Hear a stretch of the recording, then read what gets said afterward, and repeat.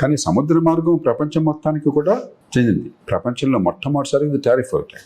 కాబట్టి మొట్టమొదటిసారి ప్రపంచానికి ఏంటంటే ఒక ప్రెసిడెంట్ ఒకసారి ఇచ్చేస్తే రేపొద్దున అరేబియన్ పెనిన్సులాకి పశ్చిమ తీరంలో గల్ఫ్ ఆఫ్ ఏడెన్ ఉన్నది, సూయజ్ కెనాల్ నుంచి ఎర్ర సముద్రం, రెడ్ సీ ఉన్నది. అక్కడ మరి యెమెన్ వాడు మరొకడు వచ్చి వాడు చేస్తానండి, టారిఫ్ పెడతానంటాడు. సొమాలి వాడు అవతల ఉన్నాడు, ఇటు పక్కన యెమెన్ వాడు ఉన్నాడు. లేకపోతే మలక్కా స్టేట్ దగ్గర ఆగ్నేయేషియా దేశాలు ఉన్నాయి, వాడు పెడతానొచ్చు రేపొద్దున. లేకపోతే మరో చోట అప్పుడు బ్లాక్ సీ, టర్కీ కానీ రష్యా కానీ వాటంటికి సంబంధం ఉన్నది, సీ ఆఫ్ డార్డనెల్స్ అంటారు.